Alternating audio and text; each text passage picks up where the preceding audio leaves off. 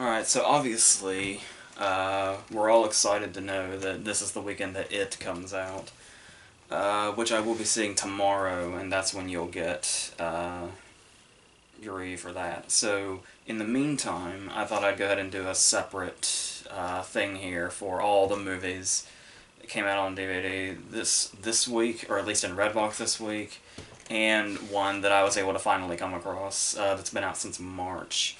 So I did see I saw Raw and the crazy ass cannibal movie that made people faint at festival screenings, and also The Last Face, the Sean Penn movie with Charlize and Javier Bardem.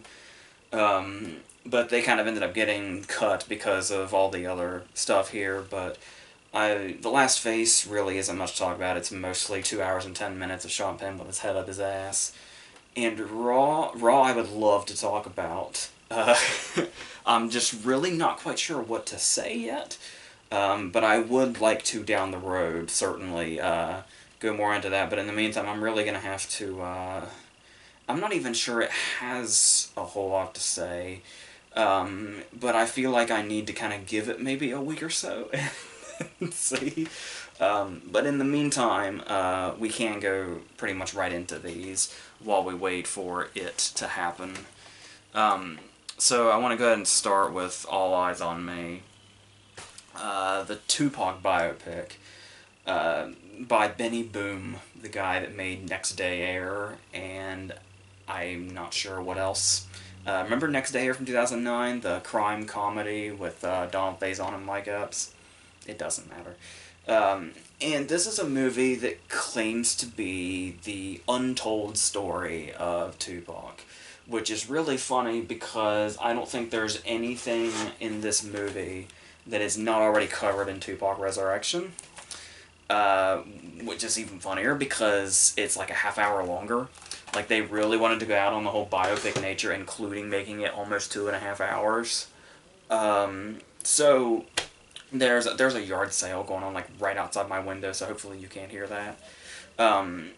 But this basically... It was pretty clear that this was basically them trying to give Tupac his own Straight Outta Compton. Where the biopic just really... Like, Straight Outta Compton stands out in a way that movies like, say, Notorious don't. The Biggie movie, not to be confused with the Hitchcock movie by any means. And that's not to say... I liked Notorious, but it's like... It's clear we have two different levels with Straight Outta Compton and Notorious. And it's... All Eyez on Me is trying to be Straight Outta Compton, but ends up more like Notorious, only not as good. And it's almost like some kind of cinematic universe, because Jamal Woolner, who played Biggie in Notorious, plays him here, too. So it's like, I wonder if Anthony Mackie was as young as he was back in 2009, what he would have been like as the lead here, because here we have an actor that at first I was put off because he didn't even really look like him, but then when it gets later in the movie and he like shaves his head and everything, does the bandana on that, then it's like, it kind of becomes uncanny, appearance-wise. The performance is kind of there, but it's sort of kind of lacking that gravitas that say, and that really comes through. That actually comes through most of all in the scene when they're like reenacting Juice, like when he was making it, and they're showing that. And it's like, obviously he's like amazing in Juice, which is right there. And when he's reenacting this scene with supposedly Omar Epps at the locker, it's like, that's kind of the moment where, like, you can see all this real-life stuff and you hear about all this stuff that happened in his life and you see them trying to recreate all of this, and it's like, it's when he's trying to remake the scene in Juice that you're like, wow, he just doesn't have the power that Tupac does. It's like, forget the real person. When he's playing Bishop, that's when you have to worry about the performance. But overall, you know, there are some scenes that, you know, do stand out, like the scene when he's at the label and he's trying to defend Brenda's Got a Baby, and then that's kind of scene where we kind of see the passion coming through in him, but it just kind of feels like there's always something kind of lacking a little bit throughout this movie, and I think it has to do with this guy doesn't quite have that magnetism that you really, really, really need to pull off this part. Even if, because, like, you look at what Anthony Mackie did. Anthony Mackie didn't have a whole lot to work with because he was such a side character in Notorious. But that's the thing, is that if you're gonna set out, if you must do, because I know I'm really typically not that guy that does the whole, if we have a documentary, we don't need a movie. Because like I defended when Zemeckis made The Walk, because, I know we have Man on Wire, but, we could see The Walk from a whole different perspective with the Zemeckis movie. So it's like, I'm not necessarily saying, like, we can't necessarily make, an actual biopic if we have a documentary that's going to have all that information already in it. But the thing here is that when you make, well, obviously the great thing about 2 Hour Resurrection is the whole setup of, it's all through his words, like the whole narration is his voice from interviews. So it's really like, how much more of a unique perspective can you get? Because mostly documentaries are from another perspective, the documentarian's perspective, and the, interviewees or whatever. But here it's like, we pretty much, there's really just not a whole lot this movie can add, and so you think maybe take the better biopic approach, because usually we do the from beginning to end. This movie begins with his mom being pregnant with him, and I get the idea of the whole, even when I was in the womb, I was in prison, stuff like that. I get it, but at the same time, it's just like, usually the best biopics are stuff like, the go-to example here is when Scorsese did The Aviator, where it's not like just a beginning to end biopic of Howard Hughes, it's just one sliver of his life. And that's usually what makes the more enticing movies, because obviously if you do beginning to end, you're going to have these dragging spots, and you can feel them filling in the blanks to make it, and it ends up being like a very unnecessary 3 hours, and obviously The Aviator's 3 hours, but still, it's not even his whole life, it's just a portion, but it works so well that way. And it's like, you can't really do that with Tupac, because he was so young at the time of his death, and up until his death, his life was non-stop. Like, there's no way you can kind of take out a sliver and make it feature-length, because everything with his life was just one thing right after the other, in very rapid succession. So it's like, if you're gonna set out to do a Tupac biopic, you pretty much have no choice but to do the whole thing, because any small sliver of it is not going to be enough. You'd really have to stretch it out, because he just bounced from the next big thing was just right after the last big thing for him, and it just went very quickly. So you just have to commit and say, okay, we're going to do the whole thing, but then it's like,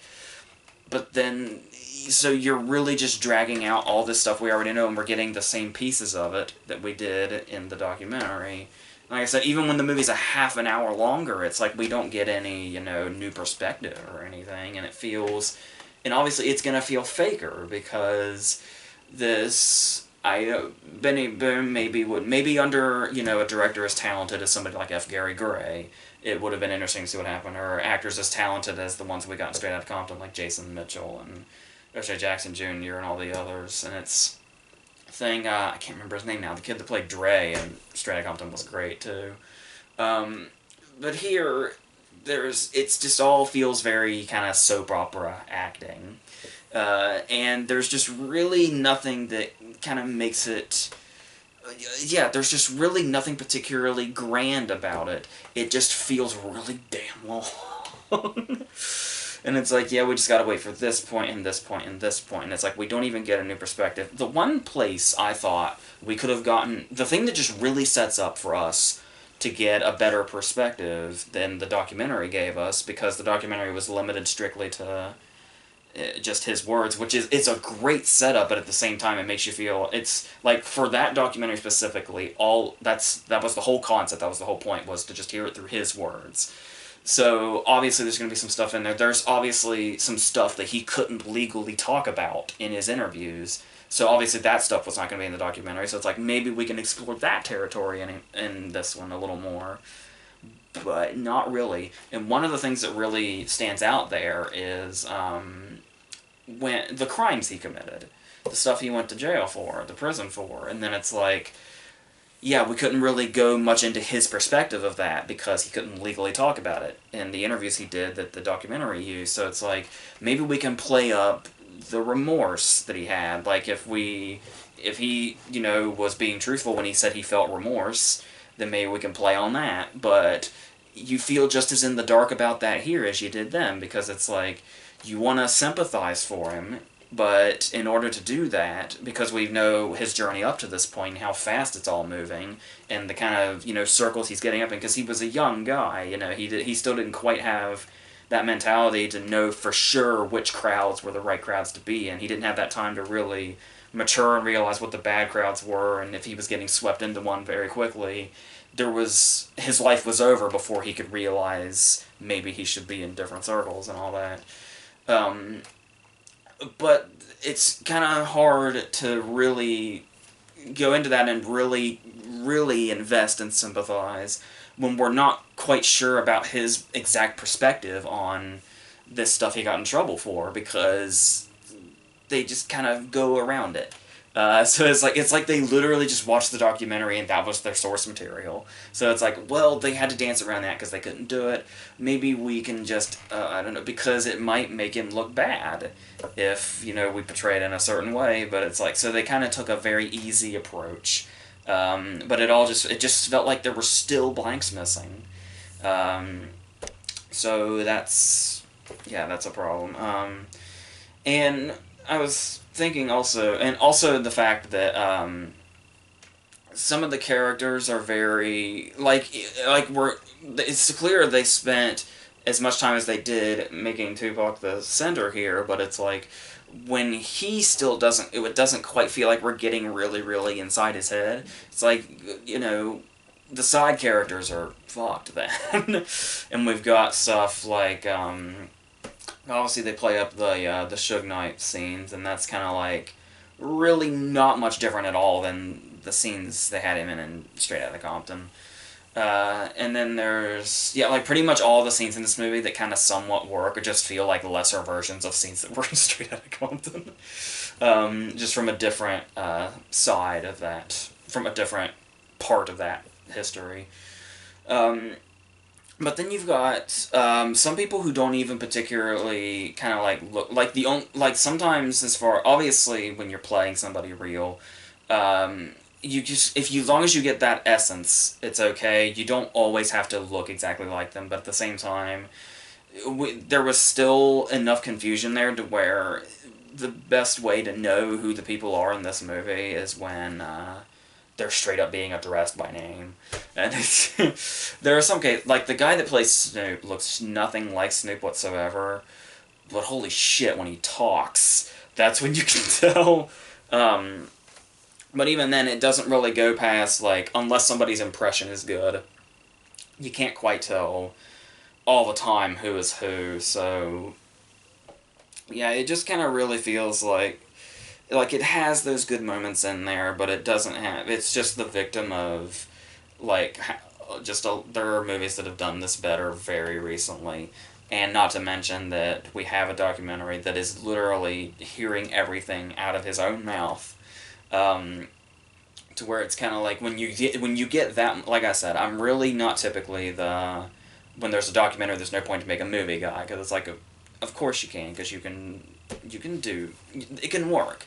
But when you get so much into your subject's head as that the whole documentary is told through him, it's like, what do you have left? I know the Man on Wire was kind of the same way, but still, I cannot imagine how this could have worked without feeling redundant, because like I said, you can't necessarily just do one sliver, you gotta do the whole thing, you gotta commit to it, and it's like, it just all feels like already explored territory, just in a lesser way, so that's unfortunate, because you maybe could have had something here if that other stuff didn't exist, but it does, so it just feels like it's very late to the game, and just really leaves no impact whatsoever. Alright, our second movie is going to be Rough Night. A movie that for the longest time I confused with Girls Trip. because I don't because I don't watch the trailers. I just hear them, and it's like when you just hear them, these two movies sound exactly the same. And oh my god, I don't know if it hurt Rough Night so much that I saw Girls Trip first. I'm gonna highly doubt it. I think Rough Night was gonna be just a complete sack of bullshit, no matter what. And now Girls Trip just looks so much better now. Like, I praised Girls Trip, but I was also kind of like, there's some stuff I would have done differently. There's some stuff that they really got hung up on. But oh my god, Girls Trip looks flawless right now. Because you've got, well, Scarlett Johansson is our lead, which I'm not really quite sure how she ended up in this, but okay. And she's like she's the one kind of trying to play it straight.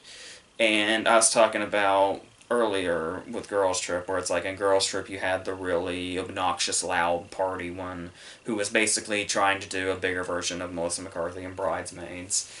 And so it's like, okay, so we're introduced to Jillian Bell's character, who we know from Office Christmas Party.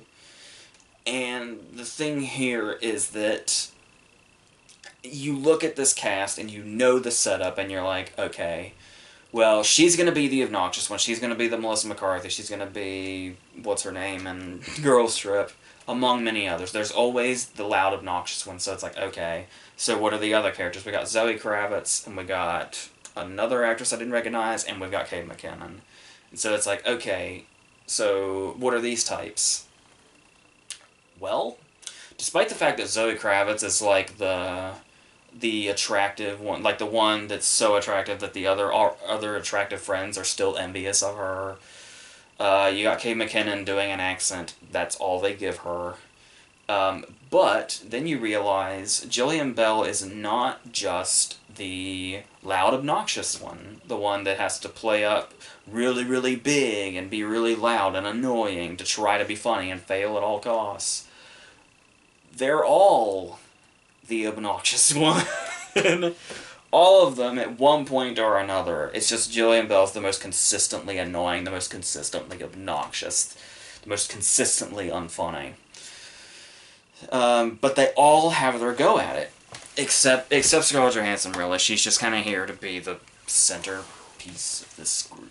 It's kind of the whole reason it's happening. So she's not going to get a whole lot of funny stuff to do. She just has to be there and basically try to sell the movie on her name, I guess. So it begins, and obviously this is yet another one of those movies where it's like, they really, really want to play at this thing where ever since, obviously it's been forever, but it really seemed to be The Hangover that kind of set this off in like a whole new generational way of the whole raunchy comedy thing. And then 2 years after The Hangover, they were like, well, we want to show that women can be raunchy too, so they made Bridesmaids. And now everybody fucking wants to be bridesmaids. So they, did you have movies that end up better than Bridesmaids, like Girls Trip? And then you end up with Rough Night. When you just kind of, everything, Bad Moms, you can throw into this too, to where it's like, so you have the stuff that Bridesmaids did, you have the stuff that Girls Trip did, you had the stuff that Bad Moms did. So by the time Rough Night comes around, they're not scraping the bottom of the barrel. They are 20 feet underground under the barrel, trying to find shit. And most of it is overused. The opening scene, they're in college, even though they look the exact age they're going to look through the whole movie. And they just immediately, well, there's a party scene. Go figure. That's how we open. And there are references to vibrators, foot jobs, and a girl pissing on the floor in the first 3 minutes. And it's like, this, I have a feeling, is going to be what we have to look forward to. And sure enough, that's pretty much it. That's not, oh, let's have a big opening. Let's not have, Jason Biggs with a sock on his dick kind of opening to where it's like, oh no, and it gets more and more frantic and out of control. No, it's just, let's just desperately just say things that sound really, really dirty, and then frantically yell, and then show the title, because frantic think in Gross Out is funny or something. Because that worked in other movies, I guess. We don't really know what we're doing, but we saw a vague outline of this in another movie. Here's this. And then they do something that just absolutely blew my mind. It's basically the opening joke of the movie. It's the first kind of big slapsticky thing. It's like 2 minutes in. Where they win the whole beer pong thing, so she gets up on their shoulders, and they're carrying her around, and then she's like, yeah, I'm the king of the world, because Titanic, and then she hits her head on the door frame and falls off. And it's like, well, okay. First off, Titanic reference played out, but that's not even the point. The point is that almost 20 years ago next year, a movie that I think is hilarious, and I think a lot of people do, but was absolutely critically despised because people just thought it was like the lowest of the low and lowbrow humor, and that is Basketball, the movie with Trey Parker and Matt Stone. And you'll remember at the very end of that movie, well, actually in the middle of the movie, there's a scene at the bar. They get drunk, just like our characters in Rough Night have, and he's got the kid, Joey, on his shoulders, and the kid says it's the best day ever, and then he does that exact thing they do in this movie, hits the head off the door frame and falls off. And then it's like at the very end of the movie, when Dean Bakar is on their shoulders with the trophy, and he does the Titanic thing. He says, I'm the king of the world, and then hits his head off the rim of the hoop. And it's like, okay, so this movie, for its opening joke, its opening slapstick joke, took 2 jokes from Basketball that's almost 20 years old, that was played out then. As funny as the movie was, those jokes were not the high point, okay? And that's what they're doing in Rough Night. That's like their opening joke, is the combination of 2 jokes that were already played out in a movie 20 years ago. From the guy, it was one of the guys that made Airplane, and it was basically him drying out, is what a lot of people saw Basketball as. This is what Rough Night uses as a starting point, okay? So, it was Basketball's closing moment, and Rough Night uses it as an opening. That's how we start, okay? Everything. How long have I been talking about this now? This is the first 3 minutes. I have not left the first 3 minutes of Rough Night yet. So, eventually, obviously, they grow up, they get older, they get separate jobs. It's Girls Trip. It's fucking Girls Trip. And the thing here is, and this came out first, but they were obviously pretty much made simultaneously, but the thing here is like, well, okay, so the joke is going to be that they never really grew up. The Jillian Bell character, I'm sure, hasn't changed, and I'm sure later they'll get all mad at each other, and it'll be like, oh, you haven't changed, you still think you're party, you don't have friends, whatever. And it's like, well, we'll get to that. There's a whole lot of other shittiness before we even try to get serious. We gotta go through over an hour of them trying to be funny and failing at every single turn. I think the one time I kind of, at this movie, that's pretty much all I did, not even a noise, just, yeah, was when Kate McKinnon has to do it on the jet ski and just throws him off violently. And even that felt desperate in context, but it's like, that's it, that's the best it's got, because other than that, nothing. Completely gone here. I might as well have been in a catatonic state watching this. So we get stuff like, stuff I'm not even sure if it's just if they just didn't know how to end a scene, or if it's supposed to be funny. Stuff like, when we see Jillian Bell again, when she's older, she's on the playground with her kids, I guess. I don't know, we never see or hear about them again. And she's kind of talking to Scarlett Johansson on the phone, and she's like, oh yeah, this trip's gonna be awesome, I'm gonna get cocaine and stuff, because that's still funny in 2017. And so then the scene ends with her looking off-screen at one of her kids we never see, and she's yelling at the kids, and she's like, hey, you give her back her Kindle. And then there's like a long pause, and then the scene ends, and then it's like, was that a joke? Why did we pause so long? Was it like, did they not know how to end the scene? Did they just need her to say something before they could cut the scene? But there is, I don't know. I don't know what the jokes are. It's like, maybe because if that is the joke, what is the joke? That kids have technology when they're young now? I don't, it's probably not worth figuring out. It's not worth thinking about this much. The writer certainly didn't think about it. And that's basically how scenes end when they don't end with when all else fails. Be frantic. Yell. Scream. Make a big deal out of stuff that's minuscule. Whatever.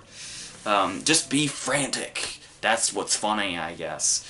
So, because we're entertaining children, I guess, in this very, let's make a movie for adults, let's make it so raunchy and all that, but it's like, I don't know who you're trying to entertain here, because this is how you entertain fucking babies. With, like, key jingling and shit. This is what the movie feels like through the whole thing. And, yeah, I mentioned this briefly, but I'll go into it again, because it's so insulting. One of the most, this isn't even limited to women. One of the brilliant comedic minds we have out there right now, just incredible, is Kate McKinnon. I cannot get enough of her. And, you know, sometimes she's saddled with material that isn't perfect. Like, I liked her a lot in Ghostbusters, but obviously there were moments where it was like, ugh. But for the most part, obviously, she's just amazing. And so it's like, okay, you have her in this movie, what are you gonna give her? Well, she's Australian. And that's it. That's her joke.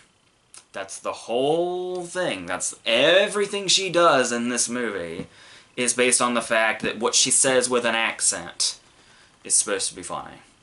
And because she's Australian, she has Vegemite with her. That's it. That's what they give Kate McKinnon to work with through this whole movie. That a much lesser comedian, I guess, if you want to call it that, Jillian Bell, gets to have all the in-your-face stuff, gets the one with a lot of the camera time. Jillian Bell may have more camera time in this than Scarlett Johansson. And it's like, wow, you really went all in on that, didn't you? You just... oh, God. And it's like, oh, I'll bet after Office Christmas Party, she blows up and she's the next Melissa McCarthy. Jesus Christ, I hope not. So, we go on, and the other girls don't really have a lot to work with. Zoe Kravitz gets this very awkward scene with... we have... you know who randomly pops up in this movie as the people that, you know, own the house that they're staying at is Ty Burrell and Demi Moore. And they only had this, they're doing the whole, let's give Ty Burrell, obviously, is an incredible comedic talent we've seen in Modern Family. And can also be serious as well, so it's like, but bad comedies have this, I suppose you can take Muppets Most Wanted out of this, but it still felt like I felt like Muppets Most Wanted really wasted him. Because it's like, Ty Burrell seems to be turning into one of those actors where it's like, we don't know what to do with him, let's give him a funny accent.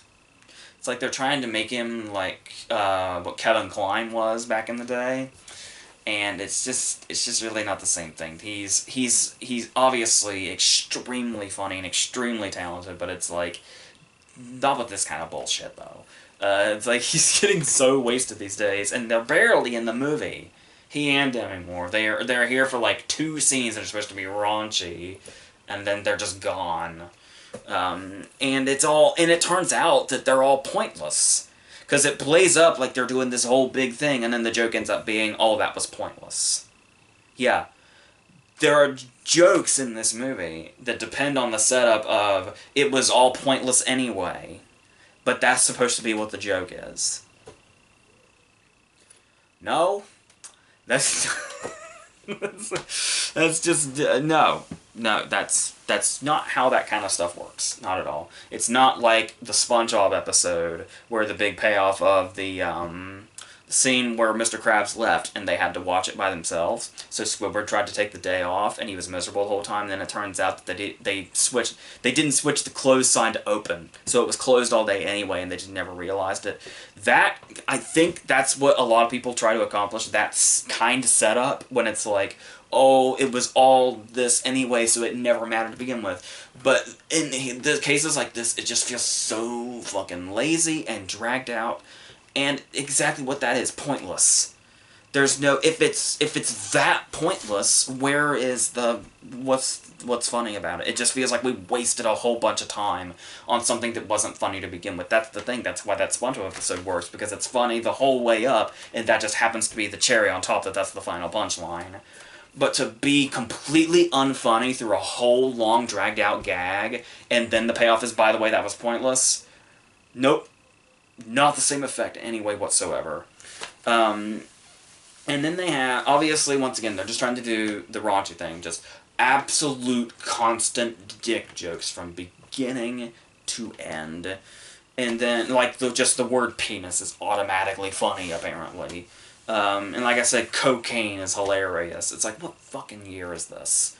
There's the whole thing where it's like, oh, all the genders are switching because guys are supposed to be like this and women are supposed to be like that. So it's like, wouldn't it be really funny if, like, women were all partying at bars and getting drunk at strippers, and then the guys' bachelor party was a wine tasting, because that's what women do, and this is what guys do. And it's like, so you're trying to play up this equal thing.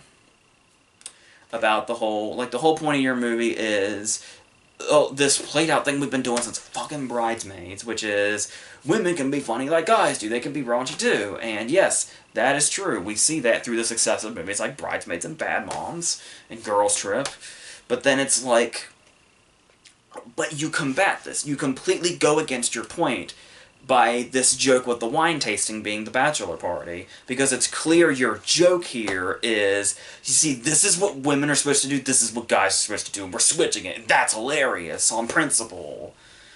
It's like, no, now your point is just confused. Now where you're coming from feels completely false, so what are we supposed to do with that for the rest of this? But, and that's the thing too, is it's like, when you watch these women doing their thing, when you watch these characters doing their thing, it is just so incredibly, relentlessly unfunny. It's like they're almost intentionally trying to be more unfunny in the next scene than they were in the last scene, just to insult you. And just when you think these scenes cannot get worse, we have these cuts to Scarlett Johansson's fiance. The whole point is she's marrying this guy, so that's why they're doing this. And so he decides that he's gonna drive down there because there's a phone misunderstanding. Because that's totally not 1980s, if not earlier.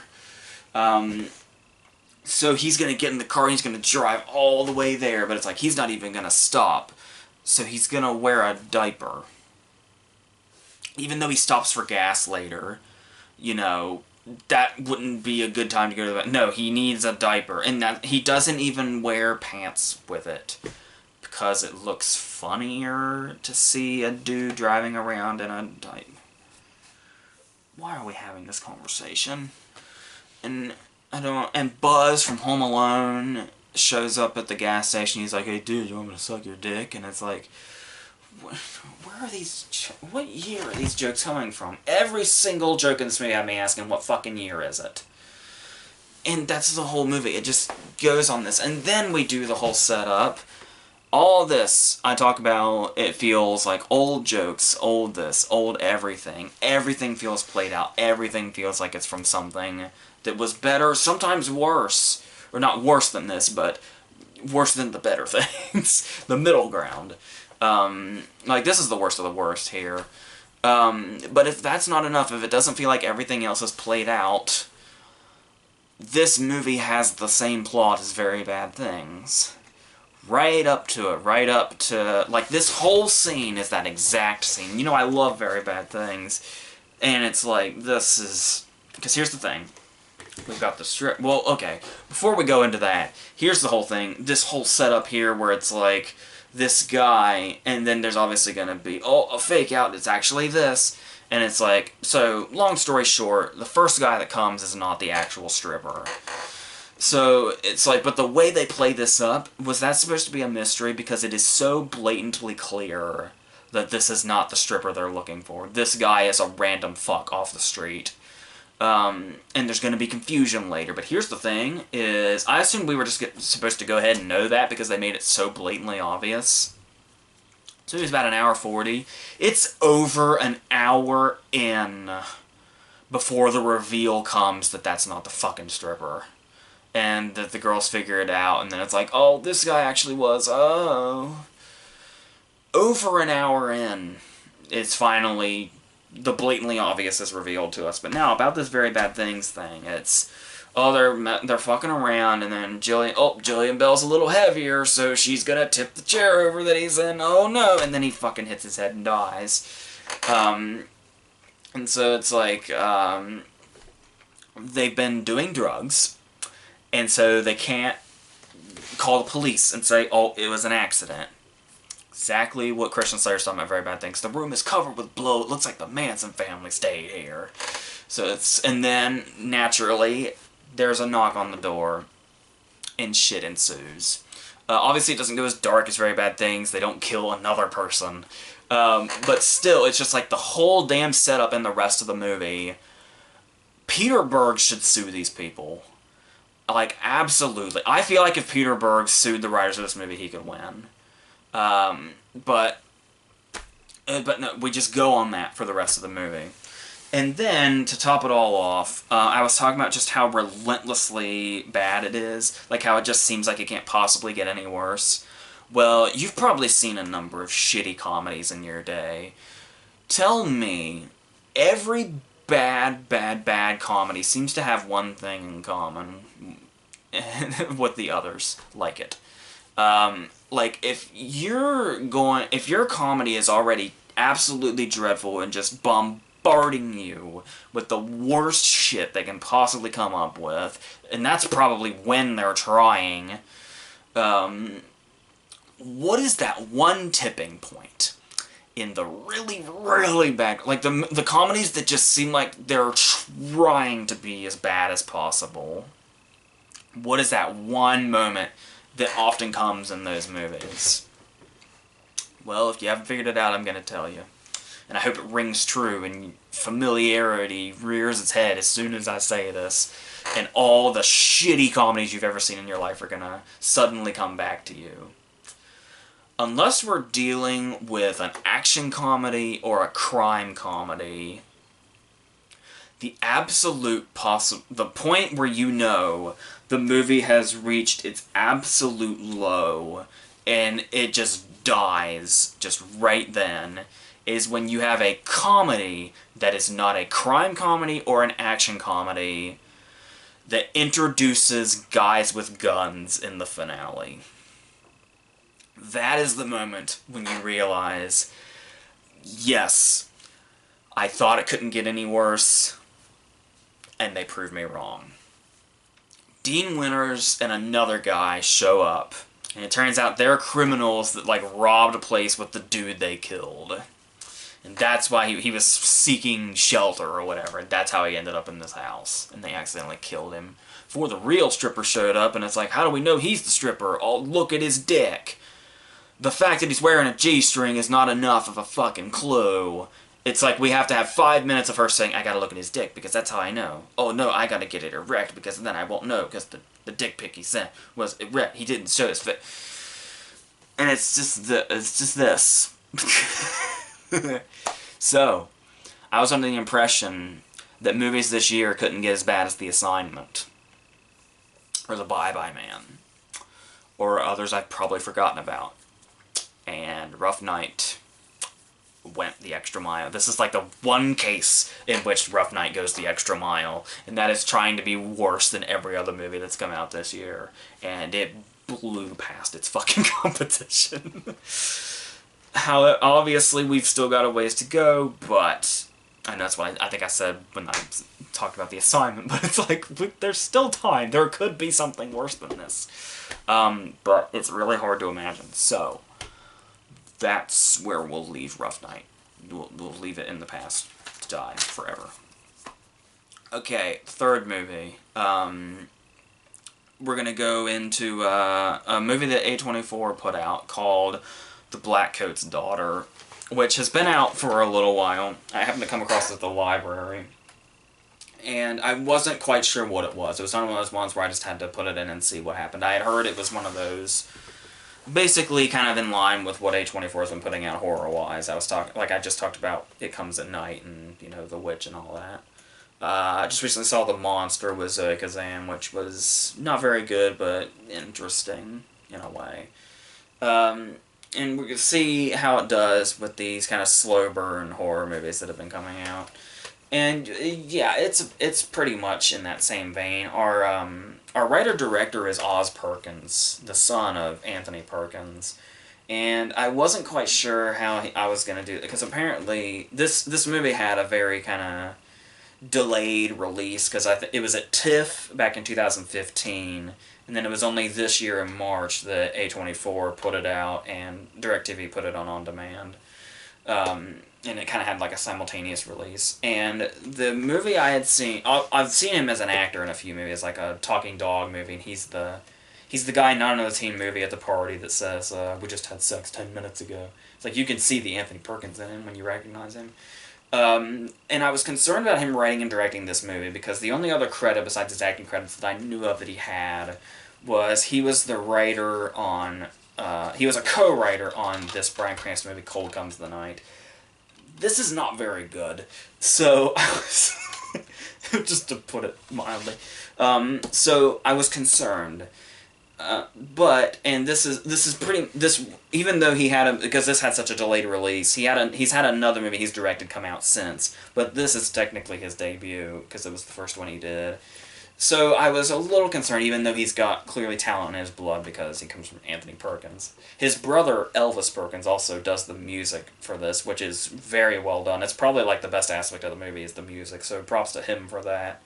And yeah, it's very much that sober movie. I'm really not quite sure what I can even say plot-wise if you haven't seen it, because it's all about watching this mystery unravel, where it's basically we're at this Catholic boarding school, and we have two girls named Kat and Rose. Yes, and everybody's leaving for a break after Valentine's Day in February. I'm not quite sure what break this is for, but that's where a break's happening. So everybody's parents are coming to get them, but these two are abandoned because their parents didn't show up. And then we have this parallel story going on with Emma Roberts being picked up by James Remar and Lauren Hawley and being given a ride down the road.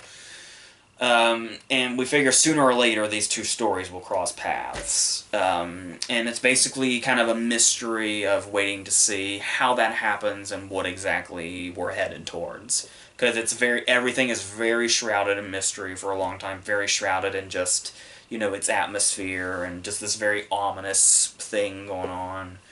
It's got a very creepy tone. It's definitely that. It's got very, I was getting a lot of Suspiria vibes from it. And an approach here that I liked that he took was, they take the whole, I struggle to say it feels dreamlike, because it's literally that in the opening scenes with, we have Kat, she's sleeping, and she's having this dream about her dad. And it's like we're cutting back and forth between her sleeping and her dream. And so it's like, but the thing is that the way they make this dream feel, like, to make it feel like a dream, they don't go away from that after she wakes up. Like, it kind of keeps the tone of that. And I thought that was a really cool way to kind of bring in, like, you literally make it a dream scene, and then you keep that tone when you come back into the real world. And I thought that was really cool, and a way to kind of set the tone here. And it's very, and that eerie music I was talking about is pretty much constant. that probably sounds like it would be overbearing, but the music is so downplayed, but still so effective. I actually thought it was cool that it almost never goes away. It's like always just kind of lingering in the background there, and always kind of adding this. It's almost like it kind of gives the movie sound too, like not just music, but it actually sometimes you can't tell if it's like a sound of something in there or if it's just the music. And I liked the way they kind of played with that. Here it's got this sound that's just very like it's from another world or something, and maybe not like an unnerving world at that. So I really like the feel, but there are things here where it's some of the acting isn't all there. Like some of the like the girl that plays Kat is the girl from Mad Men, I believe. So, and obviously I'm not like a huge fan of Emma Roberts, so it's like I mean, she certainly has her moments, especially here, but for the most part, it kind of felt like as good as Perkins was at setting a tone here, and kind of giving us a Suspiria vibe, but just kind of looking at it in general and kind of the way the story is approached and the way the characters are treated, it it feels a little bit straight to video, kind of like if straight to video movies had more kind of an artful way about them, this is probably what they would look like. So like that's kind of a backhanded compliment, but at the same time, it just kind of has that feel to me, and it also kind of not just that. I think another reason I feel this way too is kind of the aesthetic.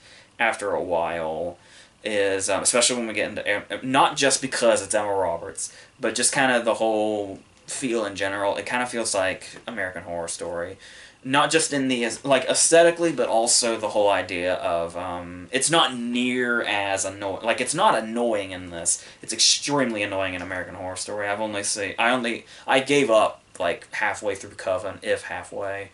But from what I remember from the other two seasons, it worked for Murder House, but then I got sick of it very fast, and that was this whole setup of we basically intentionally set up something mysterious just to not tell you what it is because you'll find out later.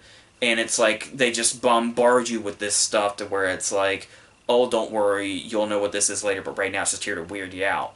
And it's like that's pretty much all that fucking show became. And this movie kind of does that same approach where it's like they'll just show you a bunch of weird shit. They'll just kind of like leave scenes like seemingly in the middle. And it's like you just kind of have to wait for that moment where it's like, yeah, the only reason like it less intrigues you and makes you want to know. Like obviously you start off that way, but then it wears thin the more they do it. So it's like you go from saying, "Oh, that was intriguing. I want to find out what it is," to I'm not particularly intrigued by that because I know we're gonna get some explanation later, so I just don't care. So,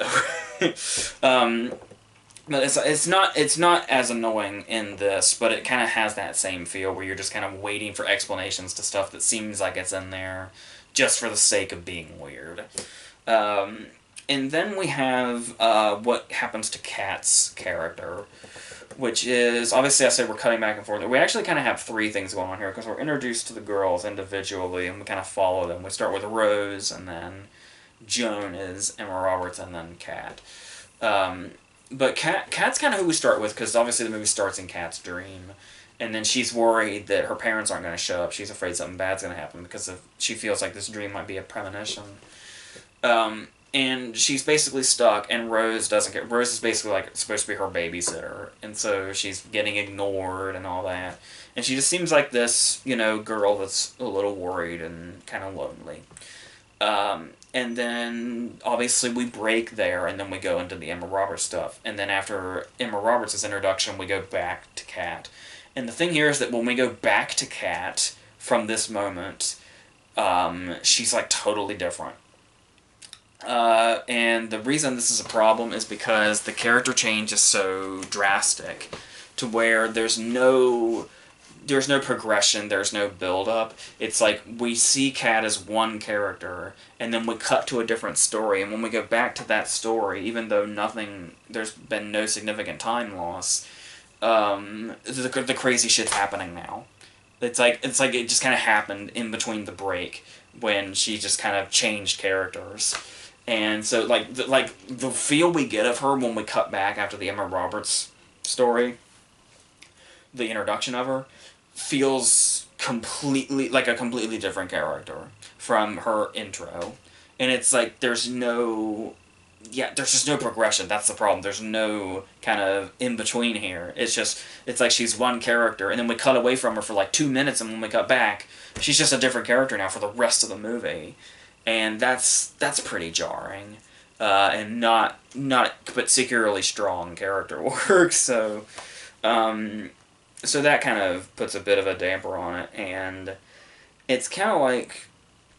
Like I said, there is something to this movie that I do like, and it's like, if it were more, like if the whole thing in general and everything they're accomplish or attempt to accomplish, whether they do or not, if it was just a bit more effective, this could basically be a Ty West movie, and obviously that's a compliment, but it's like it feels like it just falls short of that. Like there's something. Like, on top of the whole kind of jarring character work here that doesn't always seem to make sense, and the whole, after a while, it's just like things become less intriguing, and you're just waiting for, okay, just tell me what the fuck's going on, because I'm not really, aching for it now, you can just tell me, and okay. And the thing about that probably comes from that is, when this big reveal happens, obviously, the movie's obviously going to something, so there's going to be something at the end here that's supposed to be a big moment. This big revelation or whatever. And when we get there, it's kind of like... By the time we get there, we kind of have an idea where it's going. And I think that kind of takes away from the effect of it. It's like, it's not so much what it is, but it's kind of how early we're in it when it starts to occur to us where it's probably going. And it should be this really big moment, this really big reveal, but it's kind of like by the time we've kind of like, it's kind of slowly working in our heads, like, I think I know what's going on here. And then when we kind of get there, it takes its time to, like, we're ahead of it slightly when it gets there, and then when it does, and it starts to piece together, and you really come to realize what's going on. It's kind of like, I get it, and it's like, I understand how this could work, but it just kind of feels a bit underwhelming. And I think that also has to do with just how unlikely it feels. How unlikely it would be that this is where we end up. I still have so many questions about like exactly how we got from one point to the other, because there's a lot missing here. So that may make it make more sense, but in the meantime, just as it is, it's just like, I get where you're coming from, I get the idea, and it's a good idea, but there's just a lot holding it back. So, but overall, it's fine. Like, it's, I like it better than It Follows and The Babadook, which, I know they have their acclaim, but I'm really not a big fan of theirs, but stuff like, it's not at the level of The Witch, certainly not at the level that Comes at Night, or any of the others in this territory, so it's probably, if you saw The Monster, it's probably right up there. This is better than The Monster, it's definitely more well done, but just in general, quality-wise, it's probably about there, so, yeah, it's fine, so, okay. Our fourth movie is going to be Megan Leavey, which is the true story about a Marine and her dog. It's kind of like, obviously it's a true story, but it also, on the outskirts, kind of feels like somebody was like, okay, I need to make a movie, so I think I want to take the person gets attached to a dog story and just put scenes from American Sniper in it.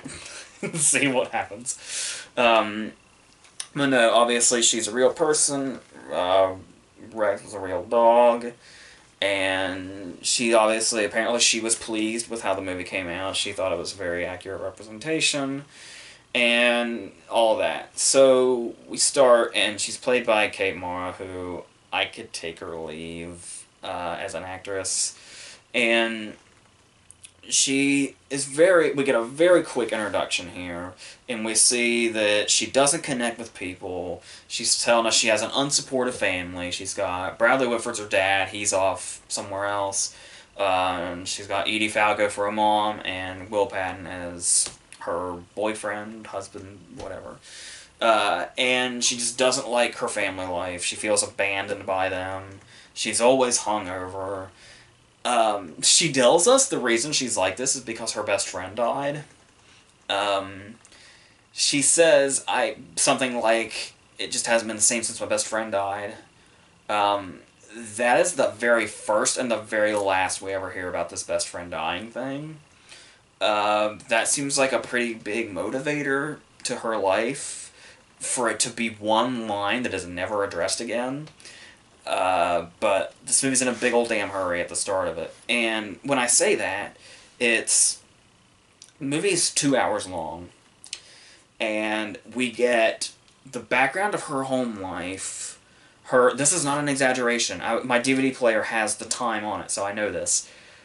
In a 2-hour movie, we get her home life rundown, her enlisting in the Marines, and her graduating in 5 minutes. The first 5 minutes. And so, but maybe it's in a hurry because we know it's going to be a girl and her dog story. So, once again, we got 2 hours to work with, but here's the thing, is we have the setup, where she's doing the whole normal stuff, but then she gets put on detail for cleaning up the dog shit, because she got caught drunk and pissing in public with her friends, because that's what happens. And so she has to clean up the dog cages, she has to clean up the shit. And then she eventually sees Rex, and she's like, oh, hi, hey. And she's like instantly drawn to him, and he like barks at her and bares his teeth, and he's always angry, and they say, oh yeah, this is the most aggressive dog that we have. He's an angry motherfucker. So then eventually through circumstances, she ends up with him, and they end up, partners in this scenario. And then eventually she wins him over. She wins over the most aggressive military dog that they have. Now the movie's only been on for half an hour. So it's like, okay, you have almost an hour and a half to go, and you've covered, a whole movie's worth of material here. So what do you do now? And this is when the movie predictably becomes quite redundant. When we get the same old, she gets attached to the dog. Every now and then the dog has to be taken away, and she cries about it. And it's like she tries to have a tough exterior. She tries to have these different sides to herself. But it just all feels very played out. And obviously this probably could have been more effective with a more effective actress. Like I said, Kay Marsh's not bad by any means. Not bad in general, and not bad in this. And there are moments that can ring true. Mainly in the later scenes, she does a lot better. When she has a lot of emotion to work with and a lot of material. But there's still not quite enough of that, and it's not consistent about it. And that's the thing, is that they take the idea of showing her as a very flawed person. Like, we see her as, the Marine that's all about that, and then her home life where, she's got a sketchy past, and she was hungover, and she hates her life and all that stuff, and how this is like a nice big connection for her. She connects to Rex more than she ever has another human being, at least since her best friend died. I'm just going to assume that since they never mentioned that out of one sentence. But the thing here is that despite the fact that we get all these different sides of her, the character still feels very distant from us. I still felt like I just kind of had to assume what she was feeling or thinking in some scenes, and I felt more like I was just kind of watching her from a distance as opposed to just feeling like I'm watching a movie where this person is the title character. To where it's clear this must be a movie that really shows who this person was, and even though they do, there's just still just something between us and her that's really keeping this from really having any kind of emotional impact. And they really, really play it up. I guess it's supposed to be charming that she's obsessed with the Yankees, because they keep fucking talking about that, keep making jokes out of it or whatever. By the time she gets to the PTSD portion, it's like, it just feels like old territory. Like, they do nothing that really makes that stand out apart from what many, many other movies have done. It doesn't make her any more or less sympathetic than she was. It just feels kind of the same. And then there's obviously we have a lot of stuff to fill in with this runtime, so yeah, why not throw a love story in? Where we get these really awkward scenes where sex is implied, and then they're like laying in bed doing the cuddle thing, fully clothed, while Rex is laying there like this across the room. And I don't think it's for comedic purposes. I think it's just a cut to Rex, just kind of being a dog, just sitting there. And it's like, oh, so basically they're implying that he just sat there and watched them fuck. And it's like, we get like 2 or 3 scenes of this, of like, every time they're like doing the bed and cuddle thing, it's like, they want to let us know that Rex is there, because it's like, oh yeah, he's with her, they're always by her side, stuff like that. It's like, nah, he just kind of like sat there. Did he do the thing where he sits at the foot of the bed and just watches, or did he watch from like down? It's like, why am I thinking about this when this movie's called Megan Leavey? I should feel a huge emotional attachment to her and what's going on in her life. Instead, she's just kind of fraternizing with this dude, and it just kind of comes and goes throughout the story whenever we need fucking filler, when he decides to come and go. And so, and then there's stuff like, there's a death in the middle of this movie. It's not like an extremely crucial character, but it's a death that should mean something to us. The character was there enough to where it's like, this should be a big deal. And it's like, well, number one, it happens off screen, okay? And then it occurs to you, with the way these scenes are set up, do you know why this death happened off screen? That could have been a major impactful moment in the movie, to watch this character die. Do you know why we weren't focused on that? Because the scene I was just talking about, where she's in bed with the dude and they're just bullshitting post-coitus while fucking Rex is over there traumatized, it was likely during this scene that death happened. And we were focused on this. And this is where the movie's priorities lie. And I know the movie's called Megan Leavey. This guy's death should be just a side thing. But this death should affect her. But it's like, the movie basically implies that it... And it's not a thing. It's not like, oh, I wasn't there. It's like, no, the fucking movie wasn't there when it happened. That's the problem. Because they do not stress this in any other way. And it just kind of occurs to you, it's like, wow, we could have been on that, but I'm pretty sure that was happening while this bullshit was happening. Great, you totally could be doing better things.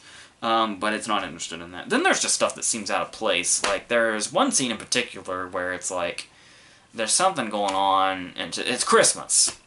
It's Christmas at the house. And she gets like one present, because Edie Falco doesn't give a shit. And then, it's her going back to the military. And these scenes are intercut with, and it's not even in before or after scenes, it's only in the middle here. It's Kate Mara, and it's Christmas, she's at home, family, and all that, and then it's like, okay, she wants to get back to the military now because she wants to see Rex again. But in between these scenes is one shot of a plane landing, you know, to show she's going from one place to the other. And it's playing like this jazzy music. In this cut. It's like that jazzy music is only in this cut of the plane landing. It's like, it's this... It's just weird shit that bothers me. But, like I was saying, we do have other cast members here. Edie Falco is fine, even though she's basically doing the neglectful mom thing. Bradley Whitford has a couple of good scenes. He's kind of got the... It's like you can kind of see the vague outline of his look from Get Out. Like, this was right after it. Or he was going into it. It's kind of hard to tell which is which, but he's a much nicer character in this, I promise. And then there is Will Patton. Will Patton as Edie Falco's dude. It's like we kind of get a vibe. We kind of vaguely get told how he potentially could have been. Like she may have cheated on Bradley Whitford with him, and that's how he's in her life. So it's like she's resentful of him, but that is so vague. And Will Patton is so in the background. Like, Will Patton, most of his screen time is out of focus, because he's literally just in the background. And it's like, to know this guy so little, it does not feel warranted how cruel she is in regards to him throughout the movie. So I really didn't like the way that character was handled, and it makes Megan look worse, because we don't know enough about him to know if this is warranted or not, because just on the surface, it looks like she's just being an asshole to him for existing. And there's one standout is Common. Common is basically like that superior. He can be very authoritative, but then there's other scenes where he's more laid back and be likable, and it's nice. He's good here, so... But I mean, for the most part, it's just the fact that for a movie so dramatic, it kind of lacks the drama. It's because there's it's one of those things where the movie has heart, and we know this because we can see it. We can see its heart, but we can't feel it. If that makes sense. Like, we understand, we can see its wheels turning, we know what it's supposed to be those moments, and we get it, but just the feel of them is not there. So, that's kind of where the big problem of the movie lies, to where it's like, this is what the whole basis of the movie should be, and it's the biggest thing that it's lacking. So, it just feels like a very, very average movie that just happens to have, you know, an emotional core to it, but nothing that actually comes out of the screen and hits your audience. It's just, it stays at a safe distance the whole time. Both her as a character and the emotion involved and the more dramatic stuff. So, yeah, that's, for a movie like this, that's just like, that's like, you had one job. And and you just held back. So, yeah. Alright, for these last two, let's get a little more action-oriented. Let's go into First Kill. A movie starring Hayden Christensen and Bruce Willis. Every time I do a new Bruce Willis movie, it's kind of like, just how far down is he going to go? Just how... I don't know. We'll see what Death Wish does with Eli Roth's hands on it. But in the meantime, First Kill, it stars Hayden Christensen. Willis is a side character. And... it's a very simple plot. Hayden Christensen is a dad, and he takes his son out. They're going to go hunting for the first time, and then they see two dudes after a robbery, and one of them is a cop, and the cop is the antagonist here, and he pulls a gun on the other robber, and he's like, oh, well, this key, I've got this, you won't kill me because you need this key. And the motherfucker throws the key like a dumbass. And he's like, there, now you got nothing. And then he shoots the dude, but the dude survives. And Hayden Christensen, because the cop starts firing at them with his infinite ammo, shoots and kills the cop to protect his son, because they were going to get shot. So the robber survives, and they take him back, and then they have to find that key while they're being bombarded by these corrupt cops that were behind this robbery. That's the plot, and it's a pretty messy plot-wise. It's just a matter of how it's going to unfold. And the thing here is, first off, the one thing I had trouble buying was Hayden Christensen as father. I know. His most notable role is that he played the guy whose most famous line in movie history is, "I am your father." And I can't buy the dude as a father. He still looks way too young. Attack of the Clones is 15 years old now. The dude doesn't look any different. And it's like, props to him, he takes care of himself. But it's like, he feels so much more like an older brother to this kid than his dad. So immediately, that connection isn't there with these main characters. Also, his name is Will Beeman, which is just really funny to me, because Willie Beeman is Jamie Foxx in Any Given Sunday. Two totally different characters. So, this is one of those movies you probably imagine, just talking about, just the setup alone probably tells you this is one of those movies. This is one of those movies where you spend a lot of it telling characters to do stuff that they're not doing. It's always like, I feel like the smart play is to go that way, so they go fucking that way. It's one of those.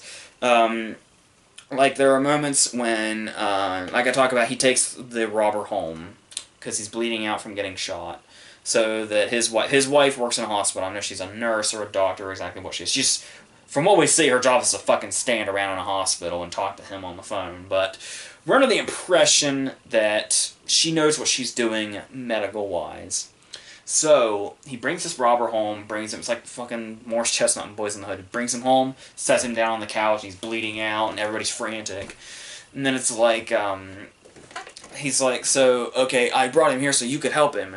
And it's like, you would think with her job, her instinct would be, dude, bleeding out all over the couch. He needs help. I'm going to help him. You'd think that would just be her instinct. But this dude is bleeding everywhere. He's been shot. He's been bleeding the whole time he laid there, the whole time he's been driven here, the whole time he's carried through the house. Now he's laying on the couch bleeding out. And what's this woman want to do? Bombard Hayden Christensen with questions before any medical attention is paid to this guy who is bleeding out on her couch. And it's like, I don't buy that. I'm uncomfortable that she has the profession she does if she doesn't instinctively help the guy that's bleeding to death on the couch. So it's filled with stuff like that. It's one of those movies where there is, the whole thing is about discretion, where it's like, oh, you know about this thing? Well, I'm gonna have to kill you because you know too much. But then, here's the thing. This movie has a scene where the robber once the robber's better, he takes the kid. And he's like, don't worry, you'll get the kid back when I have the money, but in the meantime, I'm taking him by. And he's like, look, just look for this thing. So it's like, okay, so he's a robber, just did a huge heist, all these corrupt cops around, all this stuff, all these people watching, all these people involved. And it's like, discretion's probably a key player here, right? Because you get killed for knowing stuff. So, how do they do this discreetly? Well, he says, just look at the bulletin board. Okay, so he says, he writes out a note, and he says, my son, meet me here. I have your son, and stuff like that. And he puts it on a public bulletin board.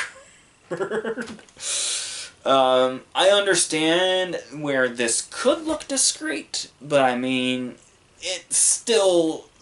This is clearly a kidnapping scenario that is now on this public bulletin board. This is where this movie's brain is at. And then talking about the characters, obviously a major player in this is the kid character, which in an action movie just spells greatness, doesn't it?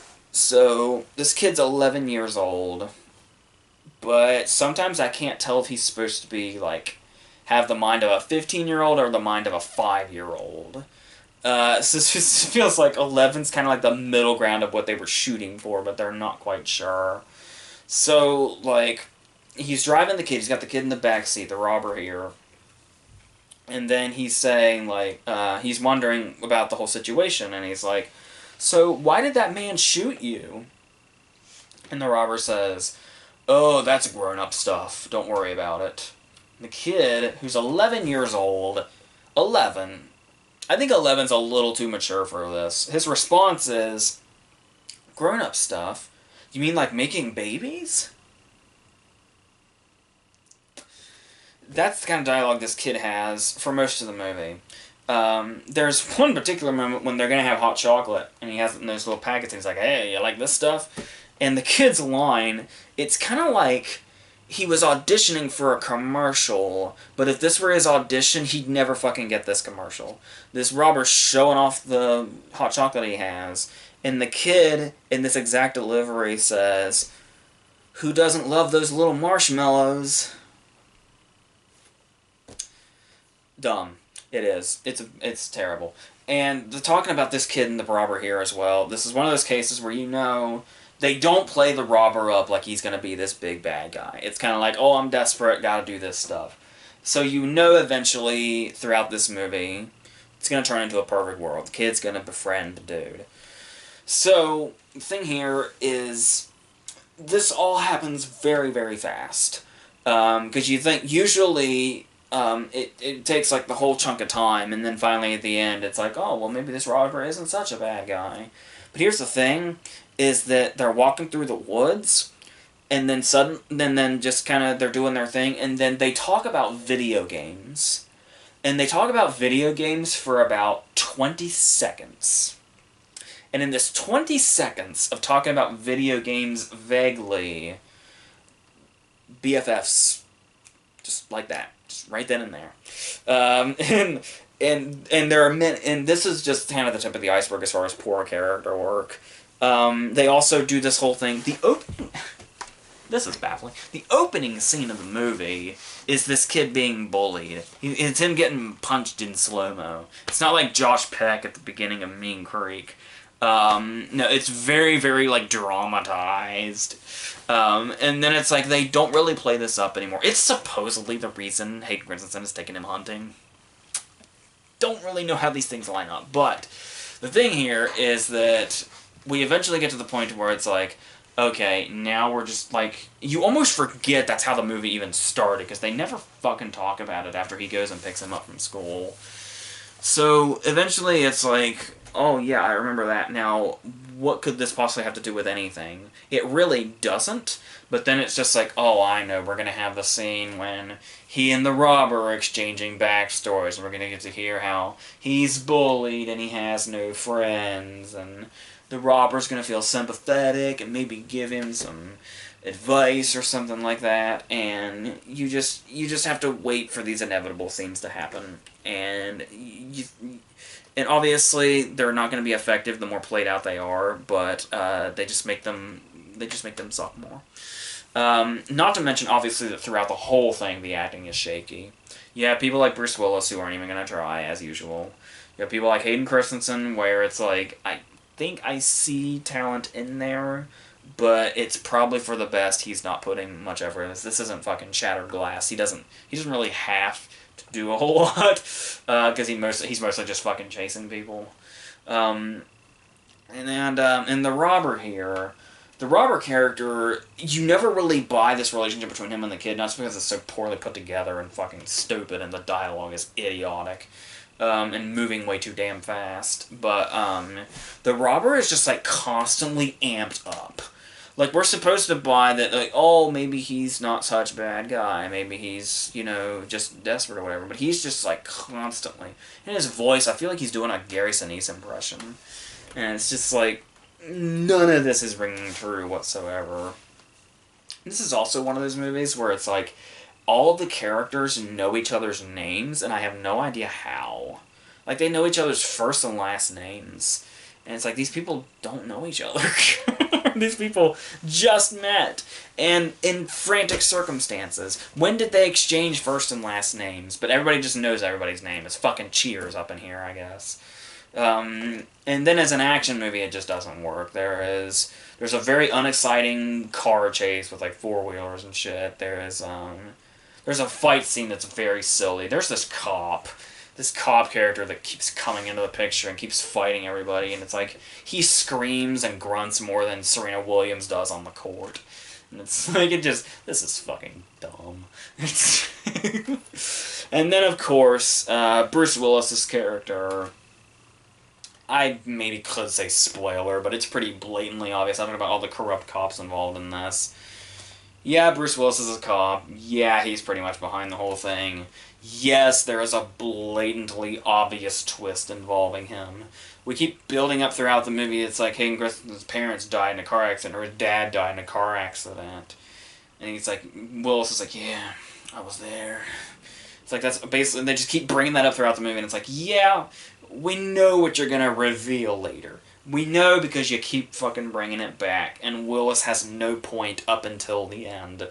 So, but even after the Willis twist, it's like, I was somewhat, like, I don't like this movie, but I didn't hate it exactly. I thought it was really stupid and really poorly put together, and it's just a dumb movie. But it was like, but, you know, I don't consider it too insulting. You know, it's not, like, I'm not bored with it or anything. But then, even after the Willis twist, there is one more knife they drive into this movie. One scene, one moment. It doesn't even really amount to anything, but just that the moment is in there is when I decided, you know what? Fuck this. I thought you were on track, but this one moment, even if it amounts to nothing, just completely fucked you up. I now do not like this movie, and I will make that clear. This movie fucking sucks now because of this one moment. It's like, I thought you could not possibly get any dumber, but Jesus. And it's like, I mean, obviously it's not, you know, As you can see, it's not like 1 star bad or something, but it was 2. It was at 2. And then this one moment happened, and it was like, well, that's... Oh, jeez. Yeah, so yeah, I hate that. But, so yeah, just... That's it. There's really not much else to spend time on this with. That's pretty much the extent of it. So, probably exactly what you'd expect out of it if you see a movie that starts Hayden Christensen and Bruce Willis, especially since if you see a movie now where Bruce Willis isn't first credited, there's a good chance he's in it for like 5 minutes. And probably the villain. So, and he's just there to, you know, maybe get you to pick it up off the straight-to-DVD rack, or in this particular case, Redbox. Like, don't even sell copies of it, so... Yeah, we'll see what Death Wish brings him. Maybe Eli Roth can bring something to that old story again. Maybe possibly up to the level of Death Sentence. Probably not, but maybe get close, possibly. Okay, our last movie is going to be Security. Movie I somewhat had hope for, strictly because the poster is just a picture of Antonio Banderas. So it's like, okay, as I said, I just talked about Black Butterfly. It's like, anytime Antonio Banderas is there, I'm game, because it's like, dude's just packed with charisma, and I love his stuff. As I say every time I have to mention him, how he was not Oscar nominated for Evita still bothers me. Just all around, just a great presence. So it's like, so what can he do with this pretty much straight-to-video action movie? Well, it's one of those movies that has an awful lot of build-up for something so incredibly basic. Because we start off and we have, yeah, a kid is another central character, just like First Kill. And she's this girl, this young girl, who is a witness, and she's going to testify. So the bad guys, led by Ben Kingsley, once again, you can go... With Ben Kingsley, you can go all the way to the top, you can go all the way to the bottom. It's really hard to tell. This is closer to down here. So there's a shootout, and in this shootout she's able to get free and flee to a mall where she's going to hide out. And Antonio Banderas has just gotten a job for security, for night security for this mall after it's shut down. This little ragtag group of fucks. And so she gets there, and then obviously Kingsley shows up with his crew, and it becomes Assault on Precinct 13. Just to name one movie that this movie rips off. There's a lot of The Equalizer in it. There's actually quite a bit of The Purge in it. Where you have everybody's locked off inside, the threat is outside, you got Kingsley the leader at the door kind of taunting them and trying to negotiate to get them out. There's a kid with a remote control camera. It's like, holy fuck, I'm surprised how much The Purge is in this. As you probably guessed, especially when you look at the bumbling idiots that he's saddled with, these people are basically like they're from fucking Paul Blart Mall Cop. Somehow ended up in this movie. And then that's what it is. And it's basically like, it almost kind of like, it's like Chopping Mall if the robots in Chopping Mall were people. Only thing is that the robots in Chopping Mall probably had more personality. So, from then on, it becomes this action movie where we're fighting off Kingsley's guys as they get in the mall. And that's it. Yeah, I talk about Assault on Precinct 13, I talk about The Equalizer. Yeah, it's basically Paul Blart Mall Cop. Not even Die Hard. It's fucking Paul Blart Mall Cop. And that's the thing, is that Banderas, as I say, is usually so charismatic. Like, if there's one thing that was going to save this movie, you think he'd be up for it. But it's like, they just keep him completely straight-faced the whole time. Like, they almost could have kind of done, like, a tongue-in-cheek approach to this, with the kind of, you know, the kind of humor that Banderas is capable of. He could have kind of played it up like a, I know the kind of movie I'm in, let's make it a little campy or something.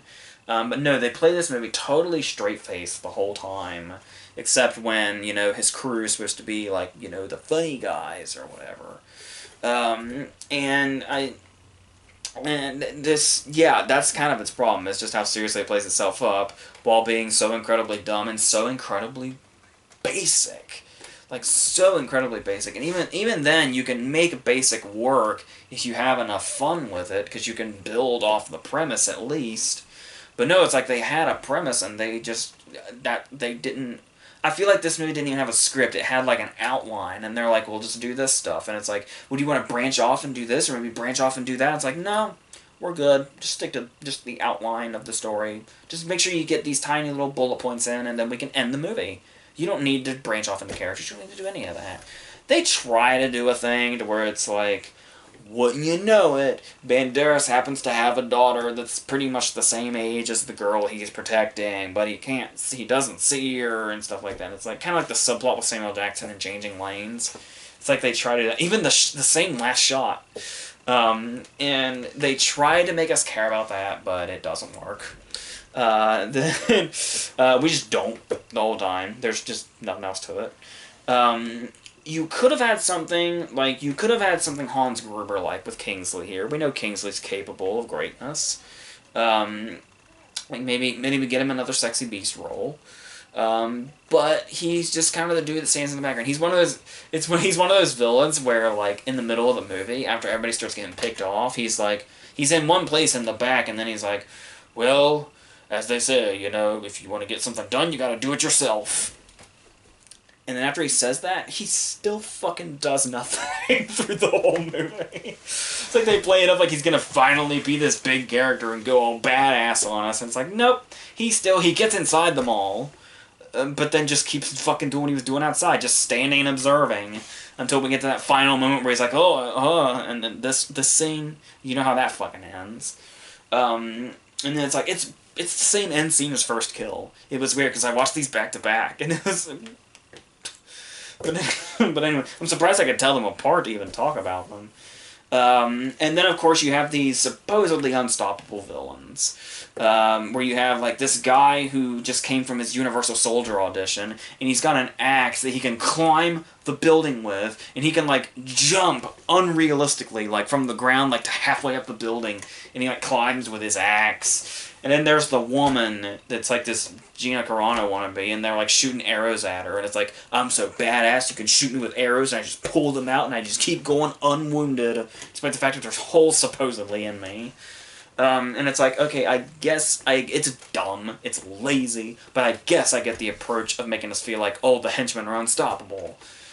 But then it's like they get taken down by the losers club here. I know that's tomorrow, but and they have lines where it's like, are they supposed to be badass? Are we supposed to take this seriously? Because there's supposedly these comedic characters, like this ragtag group, but then it's like, there's the line where the guy comes out with his gun ready to go, and he says, for real, let's play ball, compadres. Yeah, that kind of dialogue. And then they get all serious, and it's like, promise me you'll bring those bastards down. It's that kind of dialogue, and it's fucking stupid. And then, props to them, people start getting picked off, people die, characters that are supposed to be lovable and stuff like that, they die. The trouble is that we don't give a fuck. We don't care at all. It's like, I feel like that guy dying was supposed to be a big deal because he was our funny guy. And it's like, and he's dead now, and it's like, I feel like I should feel something. His death was so violent. But it's like, I don't care. I'm looking at his bloody corpse right now, and I just don't care. I feel nothing right now looking at this guy. It makes me feel psychotic. And so that's all it is. That's all it is. They fight the henchmen, they talk to Kingsley, and then somebody fires off a round. Who do you think gets hit with it? And then the movie, they really try to play up that daughter thing. This movie has like 3 endings. And it's like, oh, I forgot about that shit I didn't give a fuck about. And then it's like it tries to give the movie some heart at the last minute. And it's like, well, no. There's just nothing to this. There's nothing to this movie whatsoever. So, yes, that's just about as fucking average as it gets. Maybe a little below because of just how... just not going anywhere except for this very foundation. It's just, yeah. So, there. That's it. That's the 6 movies for this week. Once again, we have It tomorrow, which is going to be great, I assume. We have the Versus with my brother coming on Sunday, so there we go. We have all that to look forward to, and plenty of other stuff, so that's it.